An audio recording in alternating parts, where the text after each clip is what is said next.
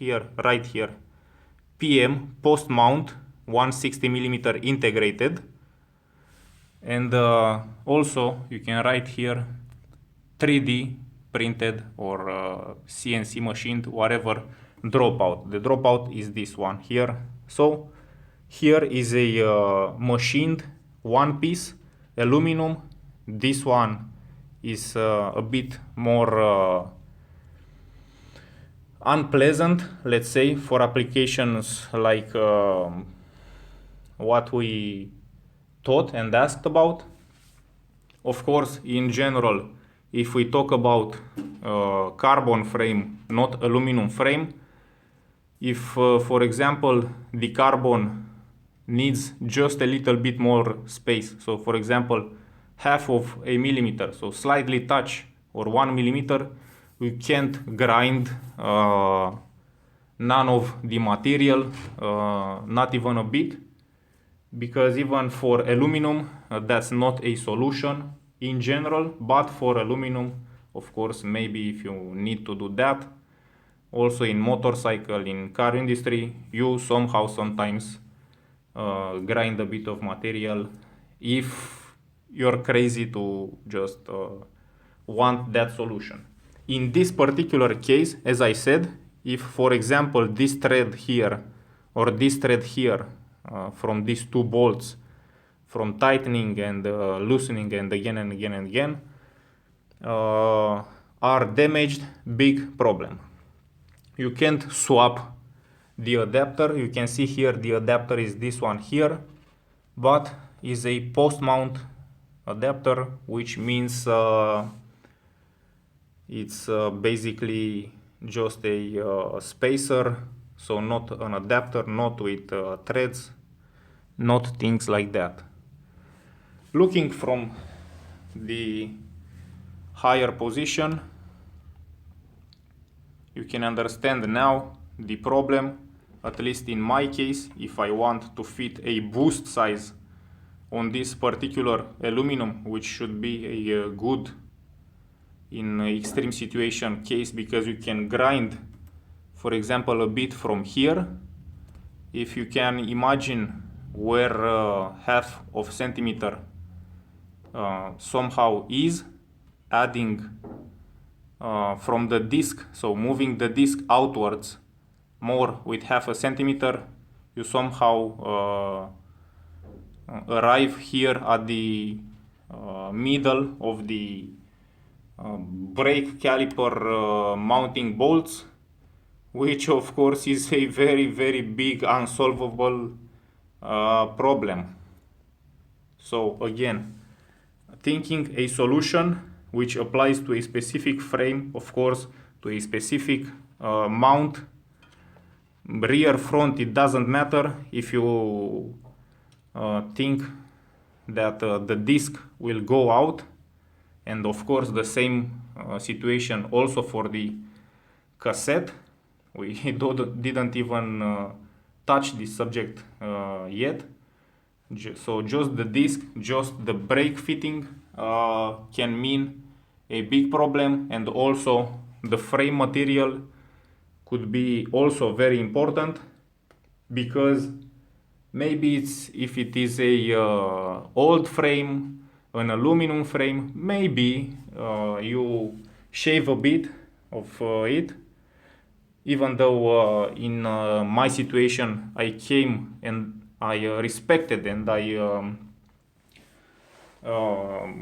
managed to stick to the idea, to the rule, to black and white rule, don't touch the frame, not even 0.001 millimeters, so not touching the frame at all, even though it's aluminum and we can somehow, no touching the frame, both sides, disc and sprockets, and you can see and you can understand that this thing can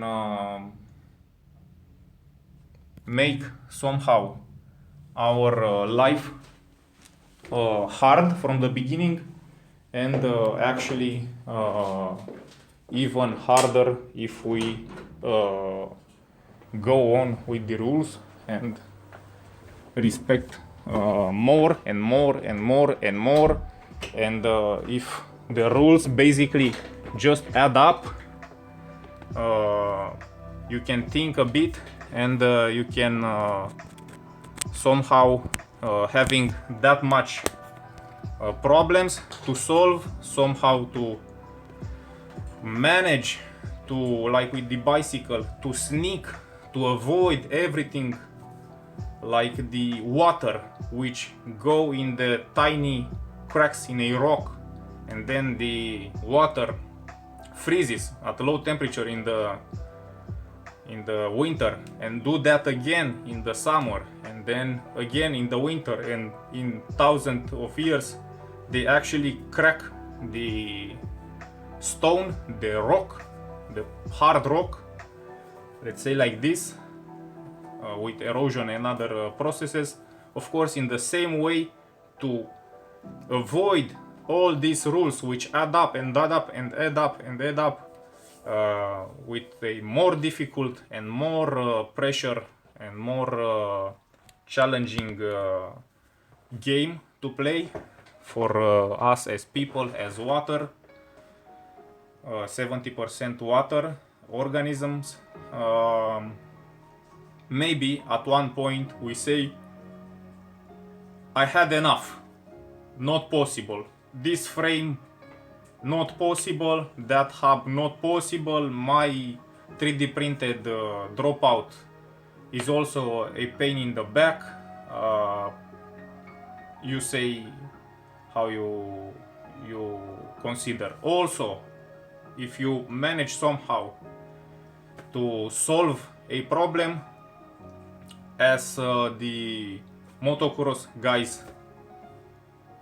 guy said, if you take out of your dirt bike at Gypsy Kings, Gypsy Tales, Gypsy Kings, whatever podcast, with that guy who actually said in our discussion that you need to go left and then come back and think about if you felt any difference, and then go right and go back and forth and try again to feel different minor differences.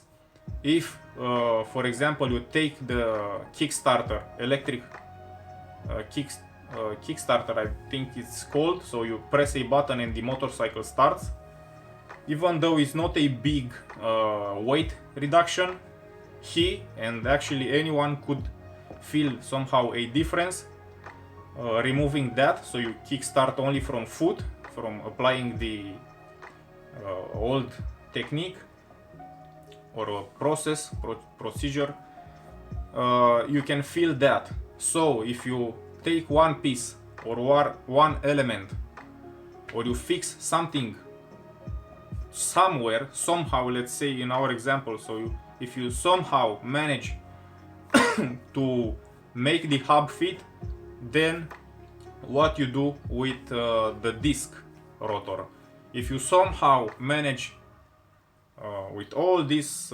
challenges to make the disc stay there, what you make with cassette, with sprockets, if you somehow manage to make that work, what you do with the wheel alignment, because of course the center of the wheel is also important in all these things. So in this way you can understand that not only technical, so you put a bar there, you cut a bit there and something like that,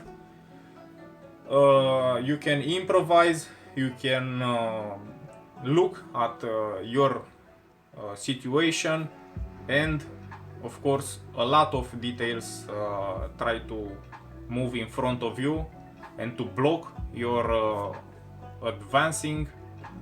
But in any way, in any moment, you can just for example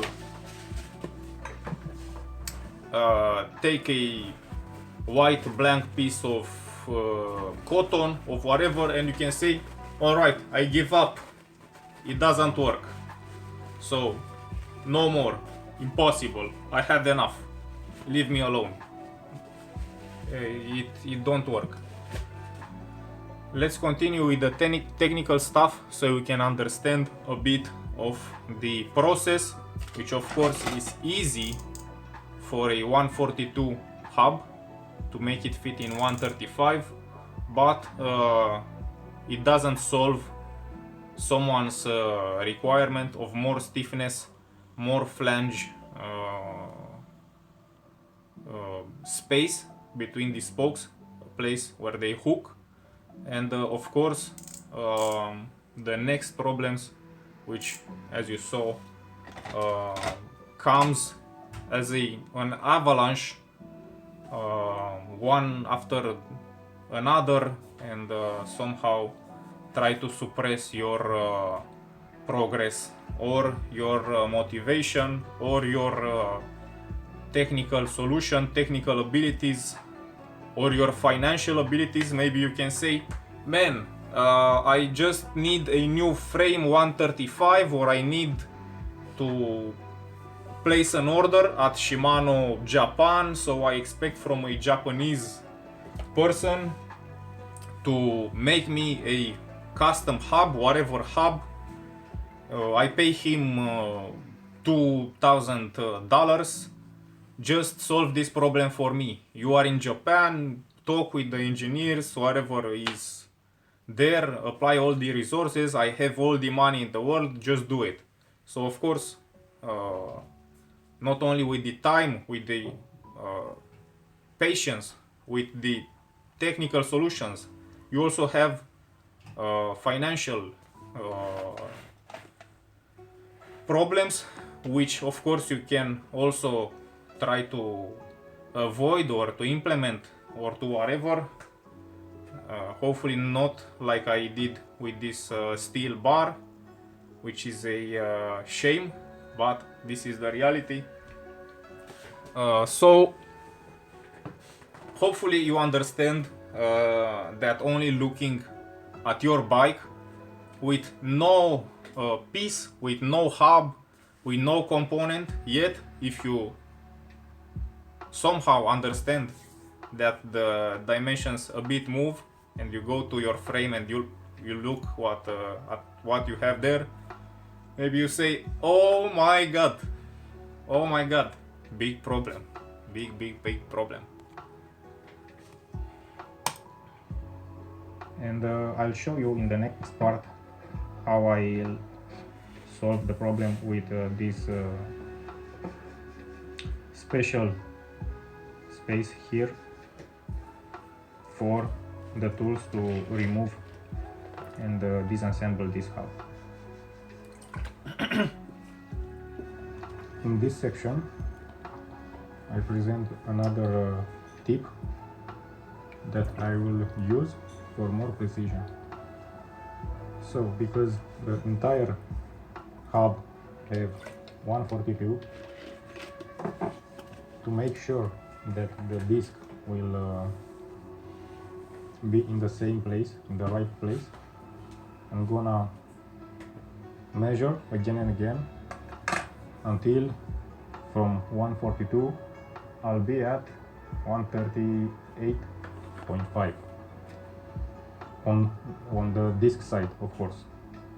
After that, measuring this, the entire hub, I'll scratch this side until it will be around grind, not scratch. Anyway, grind. I forgot to mention to have a bowl with water, because the metal, as you can see, I already started. The metal transfers heat from friction into the inner parts. Maybe that's a problem, maybe not. Yes, it is. So I highly recommend you to grind a bit, measure, grind a bit, measure, grind a bit, measure, and always cool down all that system, because of course the balls which are coated and with a special coating, and also the cap cones, the hub by itself, whatever. If you hit that thing, it can expand, and from there you could have problems. Why I say to actually respect this rule to cool down, not because in general at different factories of course there is a cooling mechanism and whatever. If I, for example, grind a whatever is this called thing, I grind it a bit, no problem, job done. But to actually grind a whole cup of a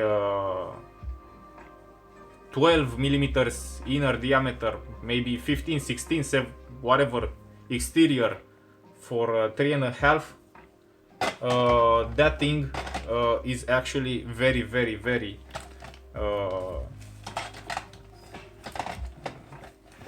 very strong into creating the heat, and a lot of heat will be generated before you could even reach the end. So basically almost the entire hub in your hand, because you need to operate with the hand, so you have precision for the axle to spin and whatever are the I won't enter into detail, but anyway, a lot of heat will be generated, and you better cool it often than to rather try to end the finish fast or even slow, because it will be burning in your hand. And also, if that's burning in your hand and at the end you insert it into cold water, of course you shock the Brownian movement there, and I don't know now very fast was that process to, for example, to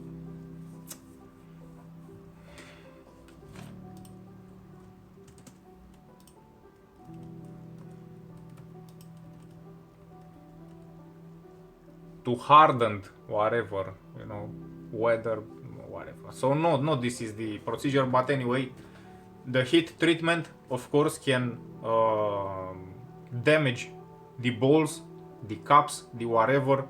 Don't do that. Don't do that like that. Cool the things as often as possible. Measure as much as possible, as often as possible. Not only 3 times, 10 times. Measure it, and again and again and again. So all the distances are as they should. Maybe not enough heat to feel the hub body, but why not?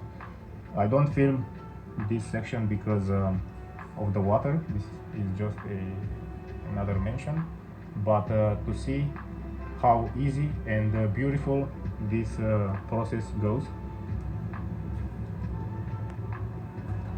So please focus here, and you will see this cone rotating by itself and doing a very smooth job. So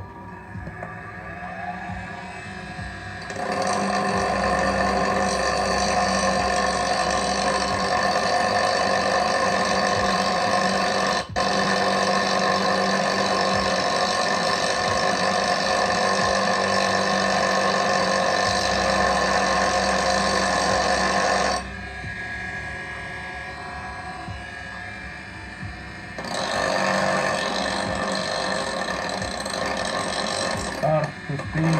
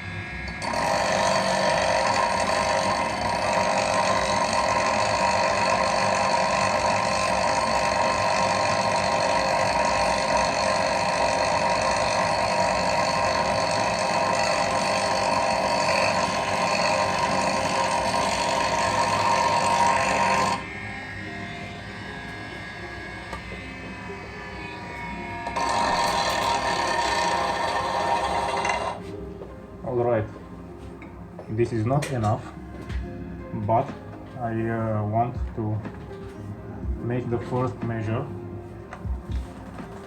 From what I can see, this is not even close to 138.5, but as you can see, it's very important to make sure you take time and measure as often as possible.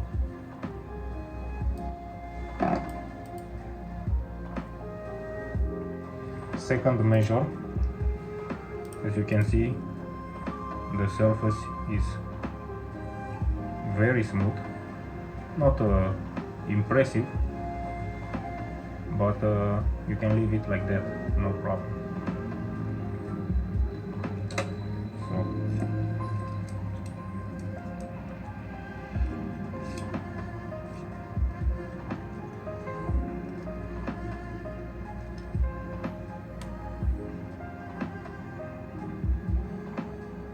Rotate, so you make sure you can see 0.1 difference.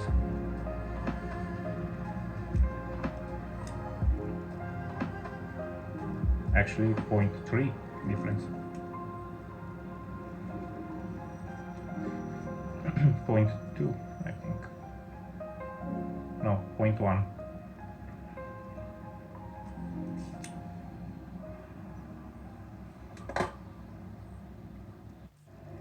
I think this is the disc part. So 0, 1, 38.51, 50, 51,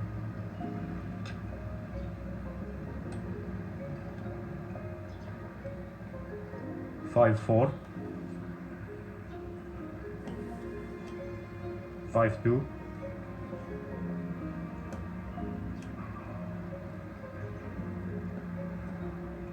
59, 54, 53. I think 52.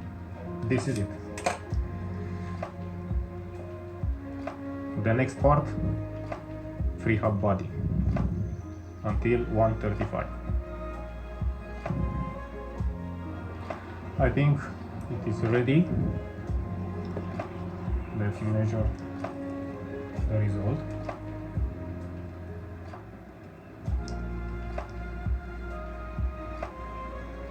And you can see.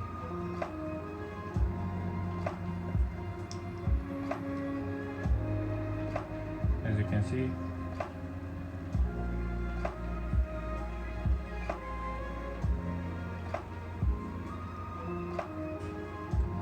.0807 something, 135.050 whatever, 0908.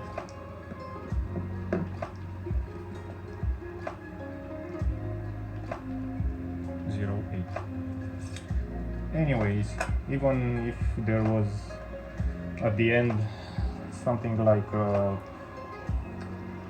135.1.2, that doesn't matter, because on the aluminum frame, which in time changed shape from the other hubs a little bit, or from how you can extend the rear triangles, 0.2 is nothing. So the easy part is done. Let's do now the other two sections, which I think are the most important. So here is the bar I cut from the big part. As you can see here, this line is 135. What I've done with this, I've split this part and made here star P plus, I don't know, for small incisions which are at a slight angle with this one. After this I put the bar between two rough, I don't know what it's called, and press with my leg very hard, so you can see here the marks. After that, to make it even rougher, I hit repeatedly on the big side, of course, because we need to make it as rough as possible. Why? And here is the answer. Because this bar I bought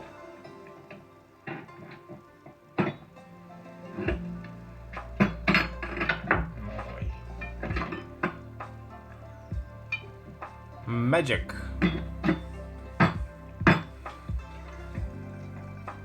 from the previous procedure. As you can see, the inner diameter changed a bit, but that's not a problem. The problem is that this bar entered and moved a little bit too free. And what I wanted to do, and what I will do, after I made the surface rough and split and floured, let's say, this end, I'll use Loctite, and hopefully it will stick better than glue, better than epoxy, better than weld, and good enough to use the hub hardcore and hard and rough and smooth also, without any play in the hub when we use the brake, or I don't know. We don't need noises and play. This is the main goal. Before we disassemble and reassemble and let the Loctite to dry, I don't know how much, but enough. Let's make these spaces here big enough to be able to use the keys, and almost this is it. We only need to reassemble and to test. I don't know if it's really that important to see hubs disassembled, or when I'll insert this bar, but maybe I'll come with what's called the test with the wheel on the bike, and after that to also review this whole procedure. Alright guys, this is how it looks.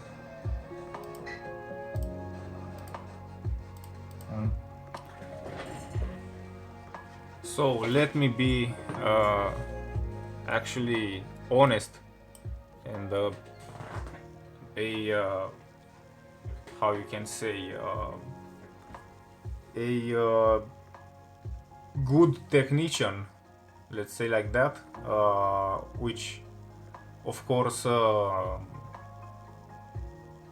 I try to teach you how to do quality stuff, tests and whatever. Of course I named them. Now I will actually tell you that that result there is good enough, let's say it worked. It's a small detail which if I create that for me, of course, maybe I say, man, I want it either perfect, and I do it for me. This is a debate which I had with my brother recently, and we actually put into discussion the balance between, man, if I do something for me, usually is alright, either standard, sometimes, man, I make that like this, but if you think about a bit, also maybe it applies to you, if you do it for someone else, again, the same polarized plus and minus thing. You either do it better than yourself because you know there is a pressure, there is a standard required, and you somehow don't risk the thing to do it like for your crappy, idiotic stuff, whatever, and you do it better for that one. Or the reversed approach, if you did a stupid shit to you, why did you need to care about someone else and you make for him a even more stupid thing? Because why not? In Romanian, the joke sounds like this: dacă am dat buleală la mine, cum să nu dau și la tine? If I made a mistake in my case, why should I forgive you somehow, or keep you in a bubble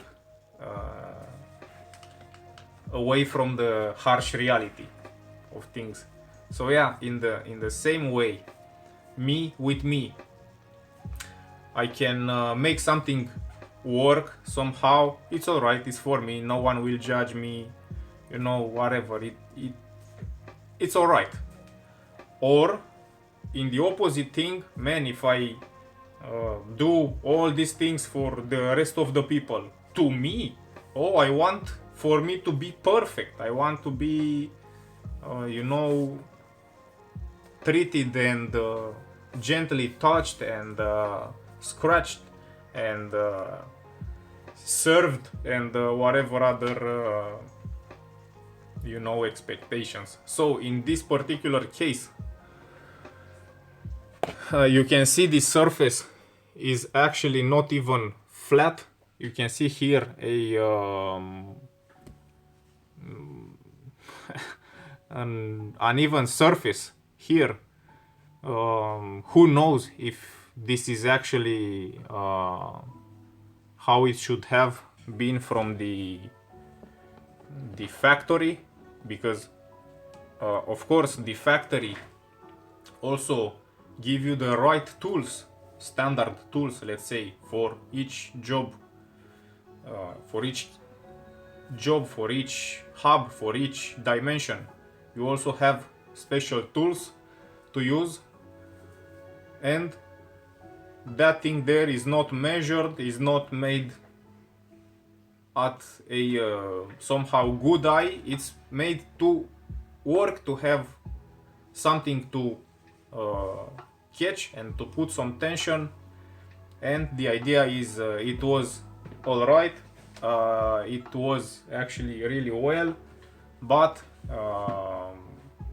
after a short period of time I actually wanted to check inside if there is a play or something or like that, and I actually needed after that 2 hands more. So my father helped me, he held in a side, me in the other side, and it's not supposed to go like that.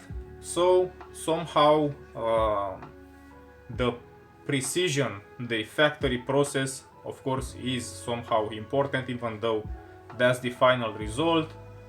You can see it works. I made it for me. You can understand that in the same way I could make that for you, because why, you deserve and you have that high aspirations.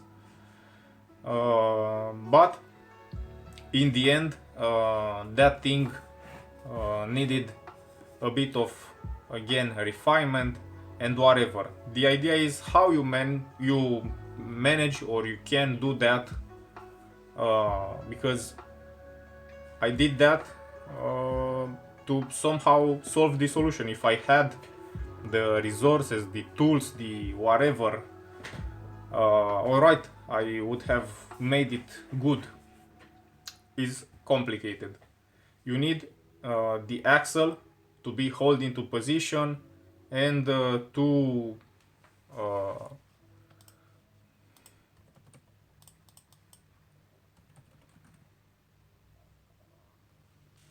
not mill, whatever.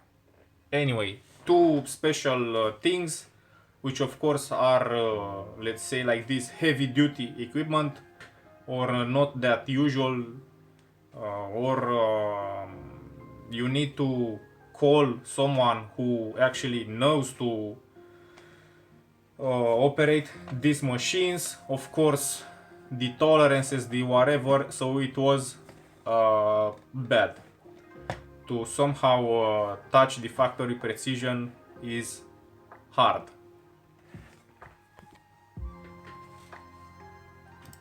Which side? And I don't mean from the factory, because you don't have a one solid block. You did it first time, you know, you make it first time, you turn it, you do the other side, and job done. You now have a piece which already was somehow processed, made before, and you need to stick to that one. So you need to continue somehow the grooves, the spaces, the whatever surfaces. So again, to somehow touch the factory precision, but not in factory, in a refactored process, it's hard. Not impossible, but hard. I've replaced the axle and the cones, the balls. Again, you can observe the uneven surface, ugly or unugly, it doesn't matter. If you somehow measure it, it's not the measure of the tools, so you can't use tools in this situation.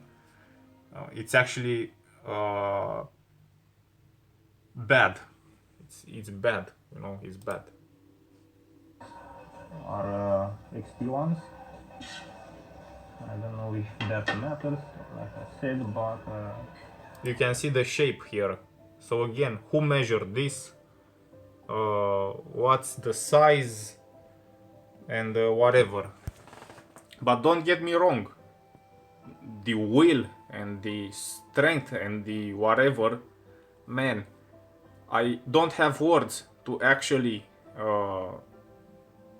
recommend you maybe to actually do it if it's needed, if you want a bit more. So the ride is even more sharp with Shimano hub, Shimano spoke, Shimano rim, Shimano wheel, and also stronger, so very stable, very fixed, with a higher axle, with a thicker axle. So everything is just awesome as we talk about the riding situation. These surfaces, these adjusting with tools, it should have been easy for one person to work with standard tools, but as I said, in my situation, after I redone the greasing, because first time I put a lot of too much grease inside. Anyway, it was hard, the surfaces were damaged because I had to hold with whatever improvised things. So you could say it was a crappy or a unsatisfying job done if that was made to you or if you had to work or to make it work by yourself to you. And these end details, of course, because they matter, somehow would have let you a bad taste exactly at the end when you should enjoy the whole the end result. This is the information. Maybe you add Is looking bad, everything is not even flat. you add. Here you can see that is not even flat. Here is a surface, here is a surface, so this is almost rounded. You can see here the light reflection. Here is a surface, here another one, another one, another one, another one. So you understood the idea. An important idea. Everything is tight now, and I'm gonna install. This is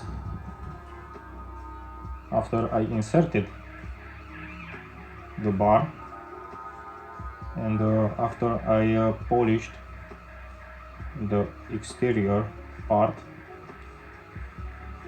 but it's not ready because I want to do this last part, this last detail manually, so not with that grinding machine. Here you can see that I left a little there, but I don't see problems. And what I need to tell you is that those marks I did on the bar were a little bit too much. This is actually good because it entered very, very hard. I had to convince it a little bit, but I didn't expect that much resistance. So even if you do half of that, it's enough, because also the Loctite will help it to stay there very, very, very, very stable and don't come loose. Alright guys, this is the final product, which looks like this.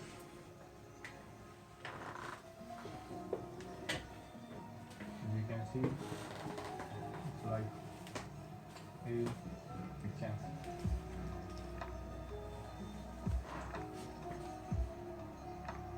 It's like a jewelry. I took also the inner surface. It's not perfect here, but at the finger it's great. Awesome. You can't feel anything. The inner diameter don't move at all, whatever you would do to it. And this is also really smooth, and now let's take the last measurement to see if you did a good job, a great job,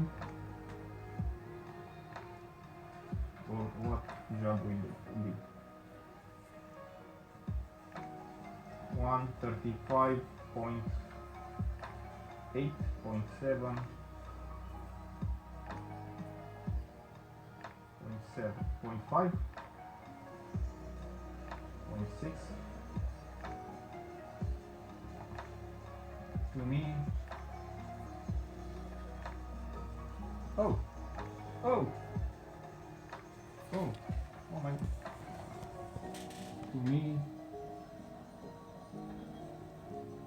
oh my god, 035.02 04 03. Great. 03 05 04.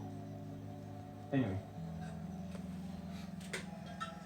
this is the conversion I thought about and I managed to execute.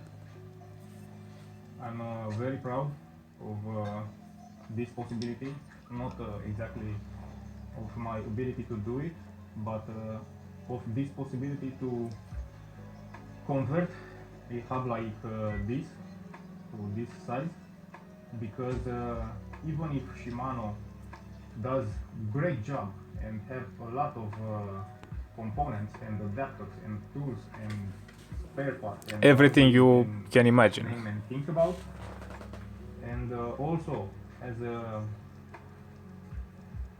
particular thing of Shimano, they build hubs, and I like how they build hubs using cones, cupping cones. For me this is a big advantage, and this is another advantage of Shimano, because you can swap parts between them. But what is a disadvantage? Because they didn't sold a conversion kit like this one, from 142 by 12 to 135 by 10 by 5, it doesn't matter. To this topic, Shimano is beaten by me, but they are still number one choice when it comes to bike components, maybe fishing also, but what I know really well, Shimano is really good, and now it is perfect, it is complete.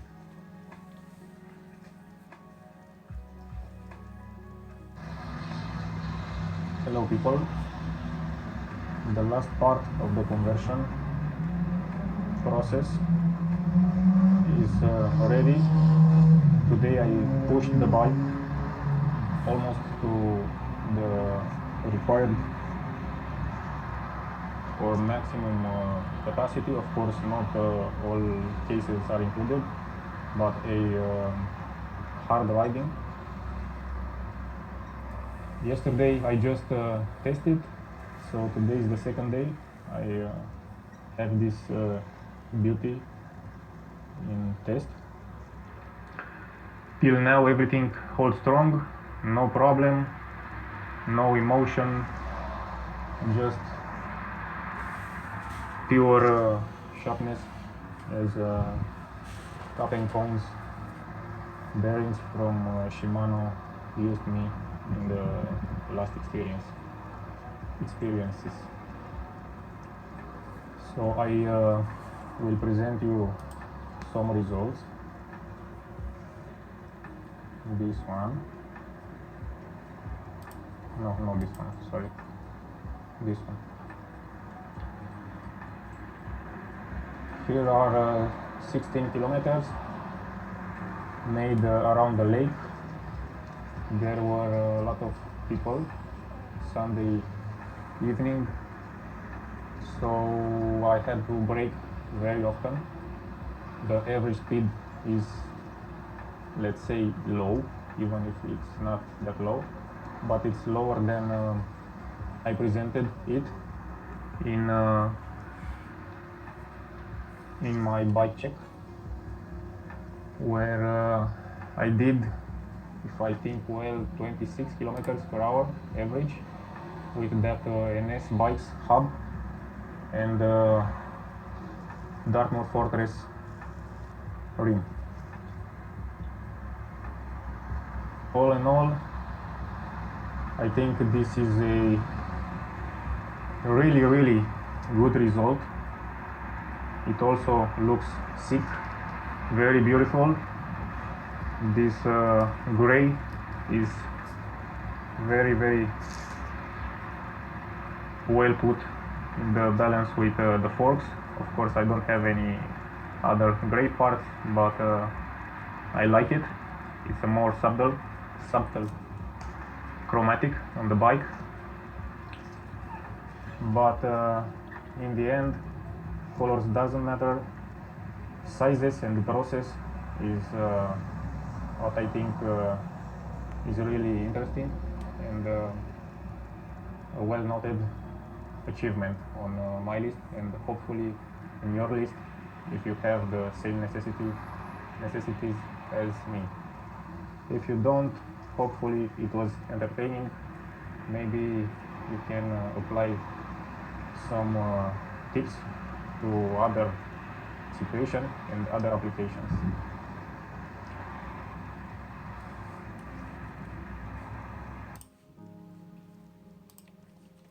So basically with that video I won against Shimano, even though we are partners somehow, because Shimano don't sell a conversion kit like I created, for you to just take it, install, and whatever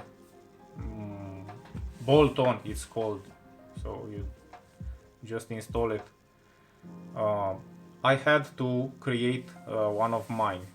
Necessity or not, I had this question if it's possible, and again, that was possible somehow.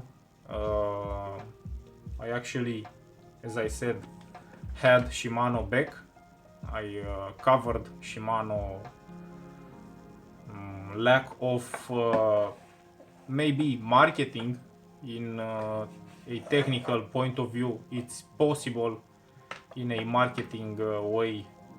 Maybe it didn't presented that much interest, but of course a result like that is a nice one.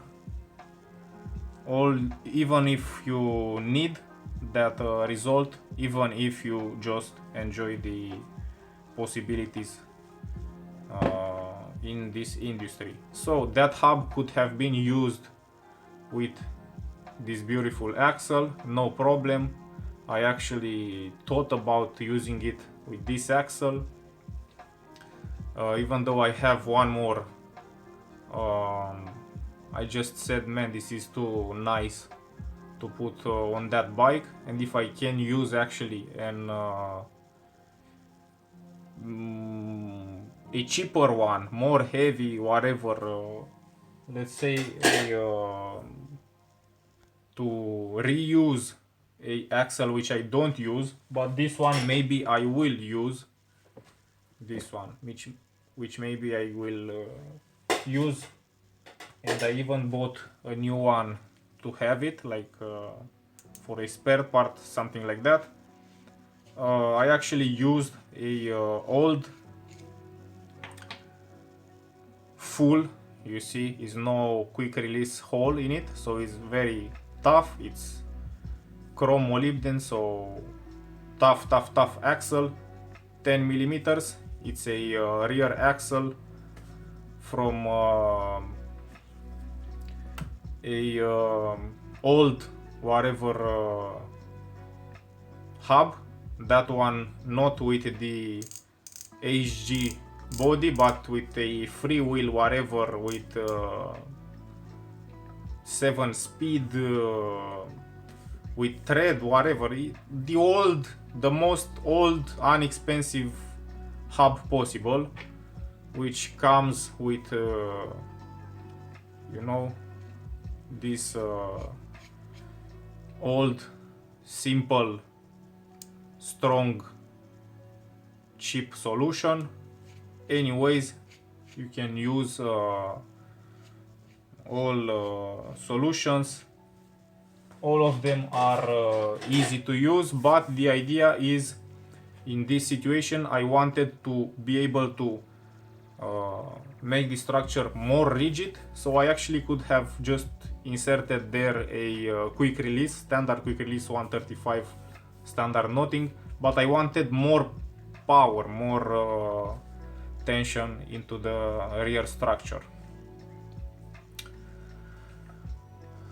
With this said, it's almost the time for me to go to the dentist to solve this inflammation here or whatever is there. And before that, let's somehow dig into the conversion kits from industry, from whoever, in Japan, in China, in Europe, in USA, in whatever, if there is somehow a conversion kit. And I didn't found for Shimano a conversion kit like this. There are conversion kits for these dimensions, but from Hope, from DT Swiss, from Novatec 142 by 12 there are. But this time we will try, if you can imagine this, to find a Shimano conversion kit for a 148 by 12 axle. Of course, there are hundreds of pages, hundreds of posts of selling products, gimmicks, whatever, kits, hubs, sizes, whatever. Of course, this is this Dior XT.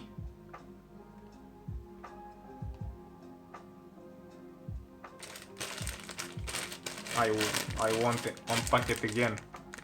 So this Dior XT 148 boost is with 32 whole spokes. Of course, the whole spokes can vary. If you want a hub or a axle or whatever other solution, you need to pay attention also to the number of holes, whatever. This wheel here on the Commensal,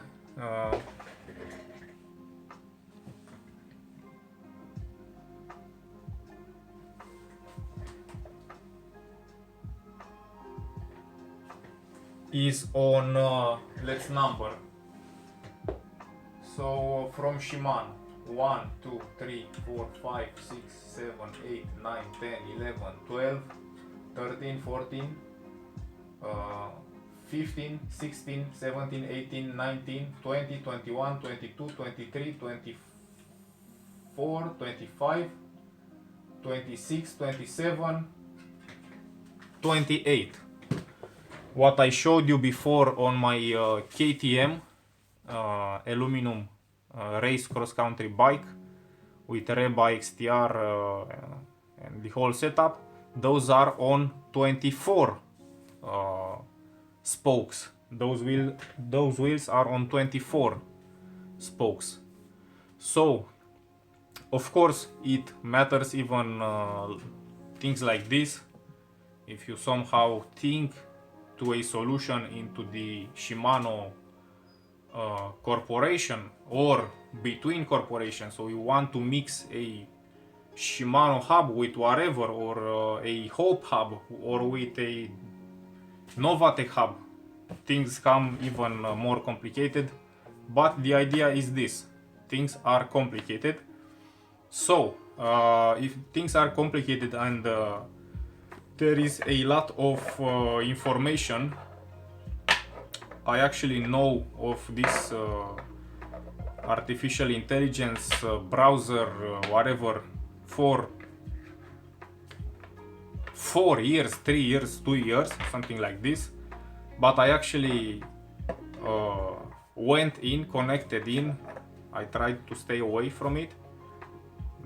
No reason, no strong reason at all, but I had a repulsive attitude about intelligence, artificial assistants and whatever. But for half a year, 1 year, something like this, I usually have a bit of fun with them. Useful or not, it doesn't matter. A lot of people also try to improve it by paying to upgrade from standard account to premium account, so somehow better service, better engine, better filters, quality in the responses and whatever. let's search on Western ChatGPT, American, whatever intelligence artificial stuff. So maybe it help us to understand a bit this concept of introducing a boost hub 148 by 12 into the standard quick release 135 by 10. Important mention, from 135, so the reverse, from 135 to 148, that means somehow you can add bigger cups so they can fit. If it's the same axle, 12mm axle, not a problem. So from 135 to 148, some manufacturers offer some cups, some whatever, not much, not many, but the idea is a bit more easy to digest, because for the disc or for the cassette to somehow or for the wheel to stay true and the rest of the other things to align somehow, maybe you have a spacer, a disc spacer, so the disc goes out a bit and is put where the boost frame works with the brake caliper. But the other way around, I showed you the KTM, and even though KTM seem to be a hard situation or whatever, I don't know if there are easier situations for 29-inch frame with boost size, with a different approach. So the things about disc and brake somehow fit, and after that you can go further to solve the cassette, the alignment, the whatever other problems. That's the idea, which we will find, of course, because it's possible from 135 to go up to the boost, but we need to see if it's possible the other way around.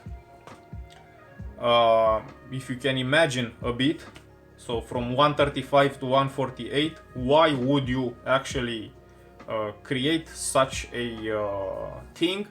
Because if you fit the standard hub, so the 142 or 135 hub, so the standard quick release whatever hub, into the bigger 148, the distance between flanges of course is the same, so you don't have, aka, a strong wheel, even though you have the strong frame, boost frame.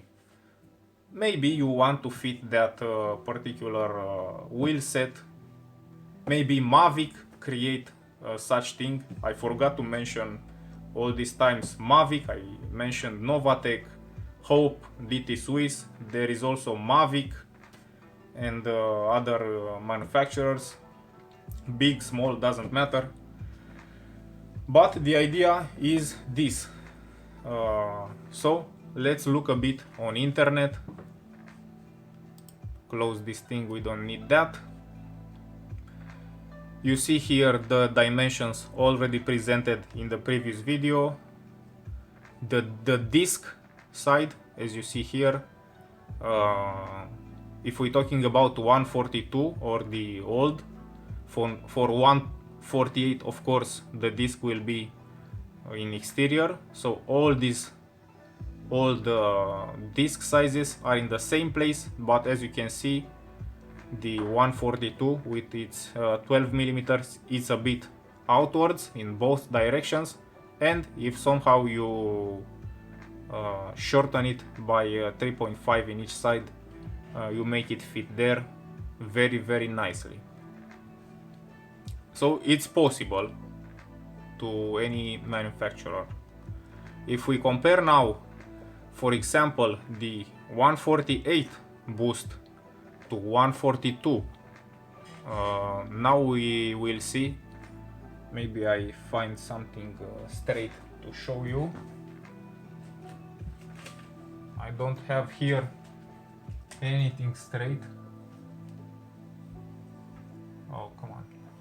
I will check again. So,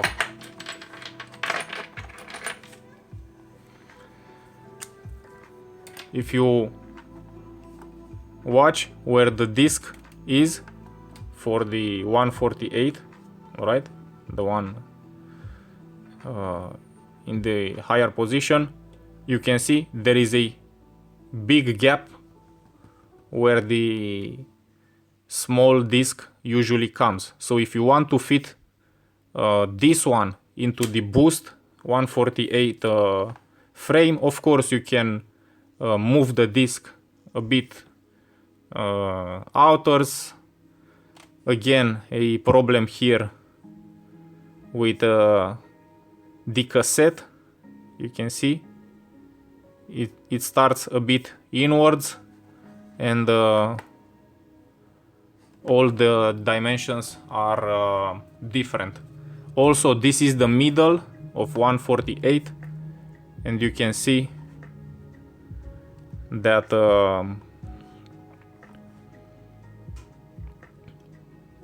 the things differ. So the flange, as you can see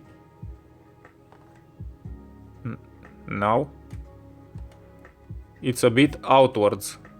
The flange is the center of this with the center of this.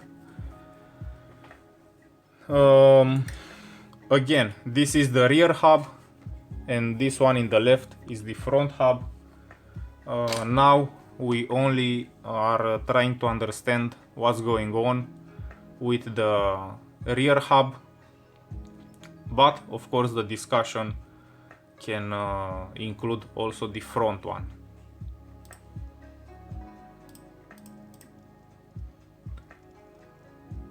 Inch wheels as a question, interesting. Some forums, this is mtbr.com, whatever. So I've got a 148mm hub that I would like to convert to quick release 135. I know that I can get conversion to cover the axle diameter difference, but I'm a little confused on how to change the width. I would assume that I could just cut 6.5 of each spacer, so from each side. But I have also heard that hub spacing doesn't work like this. Could I simply cut 6.5 of both sides, or do I have to split the difference up evenly? Thanks. Actually just measured with a cassette and disc installed, and there is less room than I thought, but it could still be possible. This word, possible, possible, impossible, possible, impossible. Ask yourself, you listener. Let's continue. The spacers are around 14 millimeters on non-drive side and 6 millimeters on drive side with a cassette and disc installed. The response in 2020. No, in 2021, by the way. It's not possible to convert a 148mm boost hub into 135. It's not just about axle length. The hub shell on a boost hub is wider and the spokes flanges are further apart. End caps conversion can be used on compatible boost hubs, but they are used to convert to the boost 148 QR standard. So this is another standard boost, whatever, a lot of definitions. You better go with the number in millimeters. Your rotor will be 3 mm further out of the correct position, so your caliper may not line up, and your cassette will be 3 mm too far outwards, which could cause shifting or chainline issues. You can easily convert 148mm hub to 135 as I did in the previous video which you saw.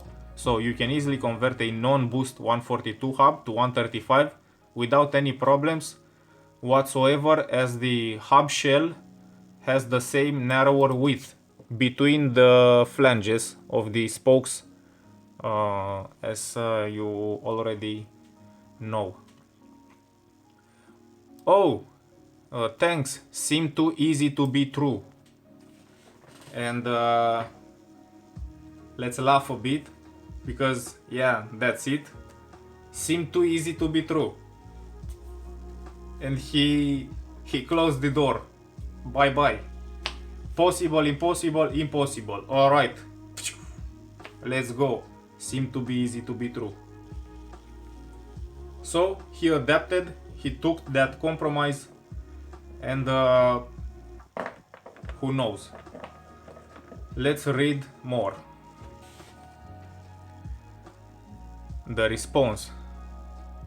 It's one of those things I can fully understand your idea and would consider it myself if in a similar situation. It does seem like a valid idea on the face of it. Yes, theoretically it can be argued that there's a way to make it work, but realistically, is it worth it? So, as this person somehow connected with the other person, man, I understand you.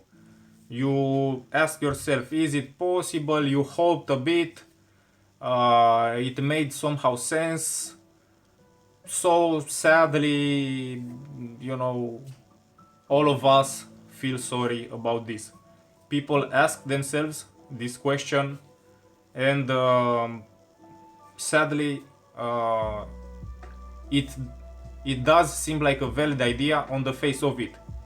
Like he said, I will read again. Yes, theoretically it can be argued that there is a way to make it work, but realistically, is it worth it? From a standpoint of view of money, who knows? From a point of view of space's dimensions, show me, maybe, but it fits there somehow. From a point of view of time, man, if this can be happened, if this can be made, how much time, who make it, how it looks, and in the end, what would be the compromises? Somewhere need to be a compromise. The disc, the cassette, the chain line, the center of the wheel in the same spot, the axle, as I said, the axle is 10. Maybe you chop a bit of the frame, so you make a 12mm axle to work, so you make the hole, the dropout of the frame bigger. There need to be a compromise. Each solution comes differently. Also, for this kind of axle, you have this nut here, which screws in, and everything is tightened. But for true axles, usually you have a thing like this, so only with the thread in one end. The other thread is frame by itself, which of course you come up and bond everything, you tighten everything there. What's the solution? Where is the compromise? Is there a solution without any compromise? And very well said from this guy. He actually, you know, have some empathy with the other members. It's one of those things I can fully understand your idea and would consider it myself in a similar situation. It does seem like a valid idea on the face of it. Yes, theoretically it can be argued that there's a way to make it work, but realistically, is it worth it? So, from making it somehow work, so to work, or to actually be you know, a, a non-compromised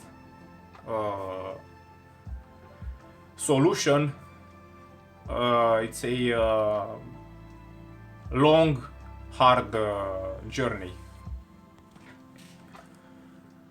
Compared to maybe just selling the boost hub, buying a non-boost hub and end caps, then spend 5 minutes fitting it easy, going for a ride.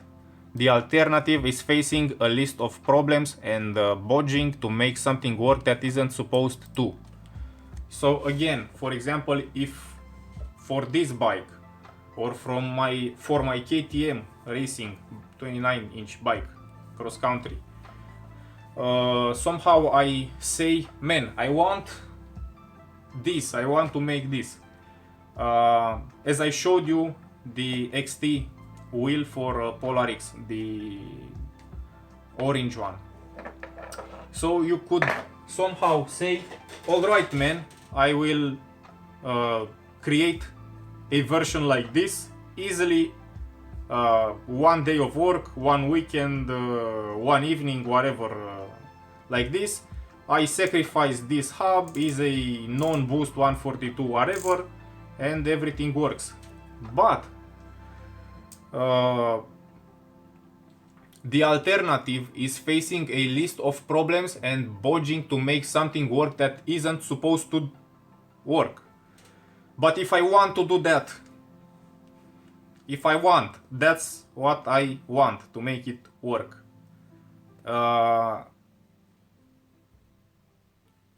What's the whole business? What's the whole thing? I want that 3mm one side, 3mm one side of flanges for the spokes to go how they go, so I have a much stronger wheel, much whatever wheel on my whatever. So you can do this easily, or you can try the impossible, like people actually talk on all the internet. Does it worth it? Oh, compared to maybe just selling the boost hub.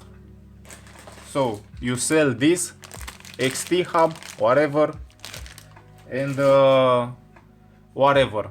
But the idea is next one, for example. This one is not also true. On my KTM race bike, I said I have 24 spokes hub. You need to find a hub like this with 24 spokes. These have 32, I think, with 28, 24 maybe. So 24, this is 32. And is 142 in length. To fit on that, did you find any? Maybe not on 24 spokes. So I don't find a hub like that for that many holes with this conversion possibility, with no conversion kit. So from this point of view, maybe even the easy solution is not that easy, or that solution, or that possible. If I have, for example, here a 28 spokes. All right, I found this hub. Let's say I found this hub, which have 32. Can I make this work? Whatever the solution, whatever possibilities, whatever. Can I make this work there by just swapping the hub? No, because this is 32 spokes. That one is 28. So again, maybe you say, all right, I'll jump into that solution. I don't want stiffer spokes, wider flanges and whatever, so I will go with the easy solution. Do you have an easy solution always? Or in your case, maybe yes, if you are lucky, maybe not in usual, but how lucky would you need to be to actually make it work and the boost, let's say, with no compromise, and somehow even do it good to worth it, and on your spokes, so you don't need to change the hub, so the same hub remain there with that number of spokes. You don't change the hub, but somehow a conversion kit. A lot of problems. A lot of problems. Let's continue. I'm a bit theatrical because, as I said, this is supposed to be boring. This is supposed to be frustrating. This is supposed to be hard to take time to ask you questions, to research whatever, but I smile. So yeah, that's I'm trying to somehow play this personage, but you need to trust it somehow until the idea will be clear.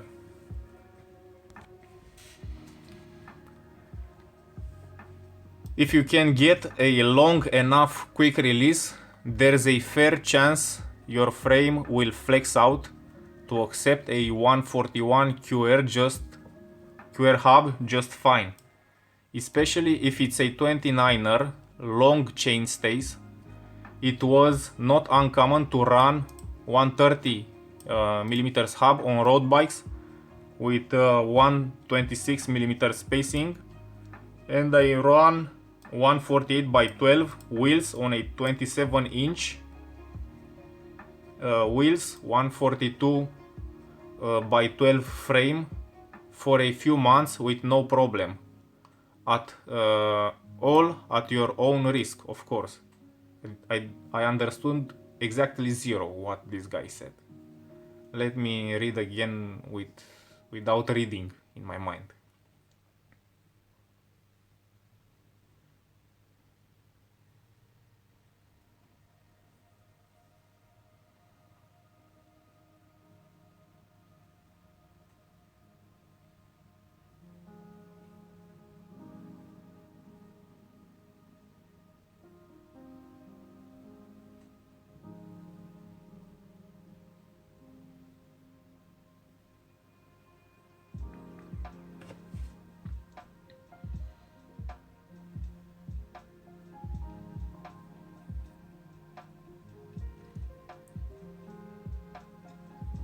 I don't understand what he's trying to say about road bikes.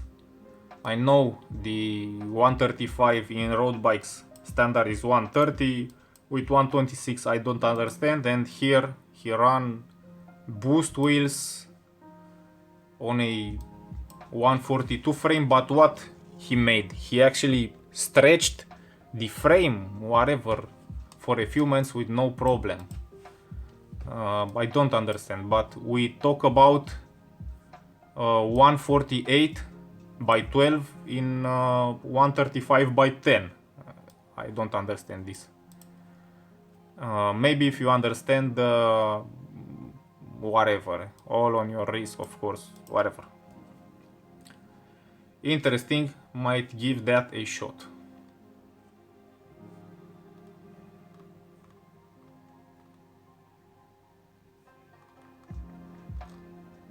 Alright. Pink Bike. This is pinkbike.com, forum, list, comments, whatever. Can I convert 148mm hub into QR? 2020. Would it be possible to convert 12mm by 48mm Hope Boost Pro 4 hub into 135 QR by changing the end caps? Or is the hub just too wide to fit in a QR dropout frame? I have been searching for this for ages and nothing come up. I know that you can do it on 142, but what about the Boost 148? Any help much appreciated. So let's search this on Google. What this guy is talking about. We need to see some photos even though the photos are a bit different. What's the idea? So these are the disk adapters. So if you go from, let's go on the web page, let's see what we found, what we needed. So to convert from 12 to 135 or 12 to 142 Hope whatever model to the boost 12 by 148, you have these whatever things. So this bring the rotor outwards for a 148 boost frame, and these caps, as you see here, are also with a spacer, with whatever the solution to make the hub wider. But we need to understand this is exactly the opposite way. We need to make a large hub fit into a small space, or at least this is impossible, this doesn't work, and I'm asking myself if it's possible or not, or if it worth how much or what technical solutions, not NASA, not satellite technology, but somehow how would that be possible? Because if you see, I actually go with Shimano, so not Hop, not Mavic, not whatever, even though you see they actually make some conversion kit, whatever, from small to big to big to small to whatever, but I am actually even more focused, more hard, let's say, to solve this equation with Shimano, which we know Shimano is under the ground at this chapter with conversion kits. I think they don't make not even one. Let's search if they make at least one. Shimano hub conversion kit.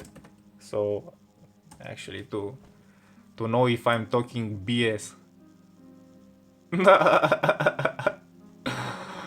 Zero. This is a axle, alright, but it's not a conversion kit. Let's see. From what to what, or... Alright, so it's a... Oh. So, let me show you again. So, nothing. Shimano hub conversion kit. Nothing. Alright, I said this is just an axle. I entered on this thing. And alright, here is a Shimano mountain axle, cap cones, whatever. Of course, they sell axles, they sell balls, they sell whatever you can imagine. They sell free hubs. But I want to see a conversion kit. Something like that. A conversion kit.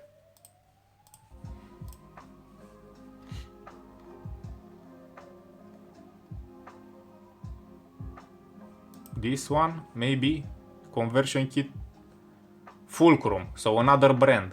Mavic, Hope, SRAM, Shimano, Fulcrum, whatever. Let's now write Mavic. So in general, not front hub, not rear hub, no dimensions, in general. Oh, Mavic. You can see here this one, rear axle adapter, 12 by whatever.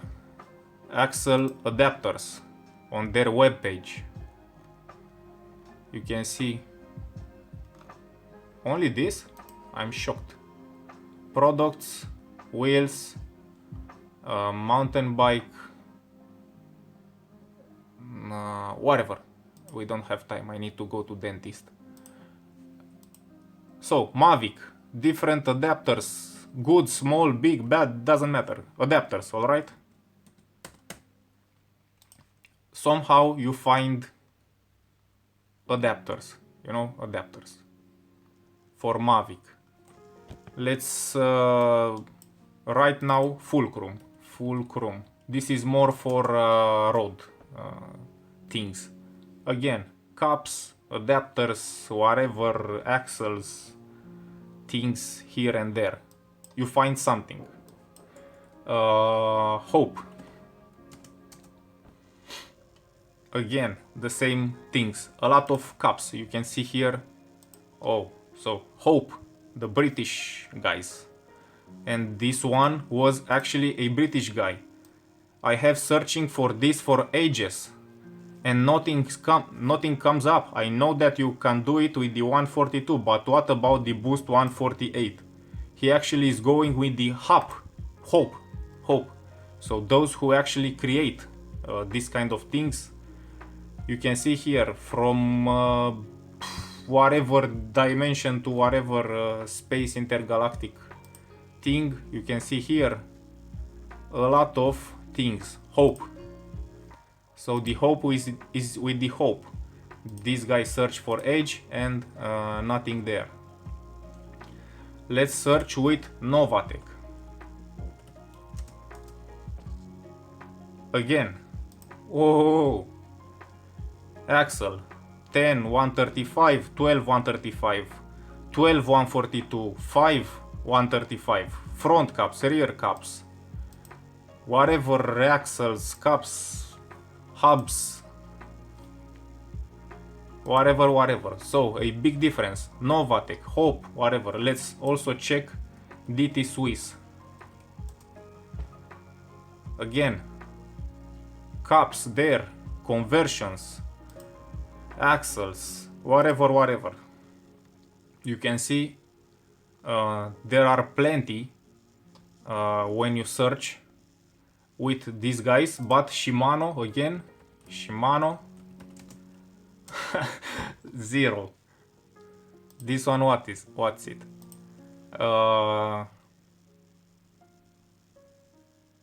DT Swiss, whatever, DT Swiss. This listing was ended by seller Friday, whatever, so it's no longer available. So whatever idea I had with these cups are not even there.